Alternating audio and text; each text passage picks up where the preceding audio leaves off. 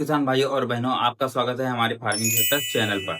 आज हम बात करेंगे हाल ही में हुए जीएसटी सुधारों के बारे में। भारत सरकार ने 2025 में जीएसटी टैक्स ढांचे में बड़ा बदलाव किया है और कहा जा रहा है कि ये बदलाव किसानों के लिए एक बहुत ही बड़ा तोहफा है। आखिर जीएसटी में क्या बदलाव हुए हैं और किसानों को इसको क्या फायदा होगा? जीएसटी यानी गुड सर्विस टैक्स 2017 में जो कि पूरे देश में लागू किया गया था। पहले अलग अलग टैक्स लगते थे, जैसे वैट, एक्साइज और सर्विस टैक्स। लेकिन जीएसटी आने से टैक्स व्यवस्था आसान हुई है। अब सितंबर 2025 में सरकार ने जीएसटी 2.0 लाकर एक बड़ा सुधार किया है। किसान भाइयों, पुराने 4 स्लैब थे, जो कि 5%, 12%, 18% और 28%, जो कि इसकी जगह अब 3 स्लैब हो गए हैं, 5%, 18% और 40%, जो कि लग्जरियस गुड्स के लिए है। यानी टैक्स स्ट्रक्चर अब आसान और पारदर्शी हो गया है। दोस्तों, सितंबर 2025 में जीएसटी में जो मुख्य बदलाव किए गए हैं, उनमें से किसानों और कृषि से जुड़े कुछ खास बदलाव ये हैं। तो बात करते हैं हम कृषि उपकरण के बारे में, जो कि सस्ते हुए हैं।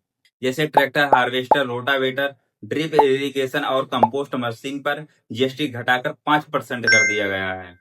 पहले ये 12% और 18% के स्लैब में आते थे। दोस्तों, अब बात करते हैं खाद और कृषि इनपुट के बारे में, जो कि सस्ते हुए हैं। जैसे ammonia, sulphuric acid, nitric acid और उर्वरक रसायन, जो कि 18% से घटकर 5% हो गए हैं। बायोपेस्टिसाइड, माइक्रोन्यूट्रिएंट्स और जिब्रेलिक एसिड पर भी जीएसटी अब 5% लगेगा। तो दोस्तों, अब बात करते हैं खाद्य पदार्थ और प्रोसेसिंग सेक्टर के बारे में। दूध, पनीर, शहद, फल, सब्जियां और उनसे बने उत्पाद जैसे जैम, स्नैक्स, चॉकलेट, नमकीन पर भी जीएसटी 5% लगेगा। इसमें फूड प्रोसेसिंग और सहकारी समितियों को बड़ा फायदा होगा। दोस्तों, अब बात करते हैं लॉजिस्टिक्स ट्रांसपोर्ट पर छूट के बारे में। ग्रामीण इलाकों में सामान ढोने वाले ट्रक और वैन पर जीएसटी 28% से घटाकर 18% कर दिया गया है। बीमा सेवाओं पर भी जीएसटी 12% से घटाकर 5% कर दिया गया है। यानी फसल, दूध, दही जैसे उत्पादों को मंडी तक पहुंचाना सस्ता होगा। दोस्तों, अब बात करते हैं जीएसटी से महिला समूहों और सहकारी समितियों को क्या फायदा हुआ है। लखपति दीदी जैसी योजनाओं से जुड़ी महिलाएं अब कम लागत पर सामग्री खरीद पाएंगी। इससे उनकी आय में सीधा इजाफा होगा। तो दोस्तों, अब सबसे बड़ा सवाल है कि किसानों को इससे क्या लाभ होगा। खेती की लागत घटेगी, जैसे खाद, बीज, दवा, मशीनें सब सस्ती होने से लागत कम होगी। फसलों का उत्पादन बढ़ेगा। आधुनिक उपकरण और सस्ते इनपुट से खेती आसान होगी और पैदावार बढ़ेगी। ग्रामीण उद्योगों को बढ़ावा मिलेगा, जैसे प्रोसेस्ड फूड और डेयरी पर कम जीएसटी से गांव में छोटे उद्योग बढ़ेंगे। महिलाओं की आय में बढ़ोतरी होगी, जैसे एसएचजी और एफपीओ की महिलाएं अब सस्ती दर पर कच्चा माल खरीदकर ज्यादा मुनाफा कमाएंगी। दोस्तों, मंडी तक माल पहुंचाना सस्ता होगा। दोस्तों, ट्रांसपोर्ट और बीमा सस्ता होने से किसानों को अपनी उपज बेचने में आसानी होगी।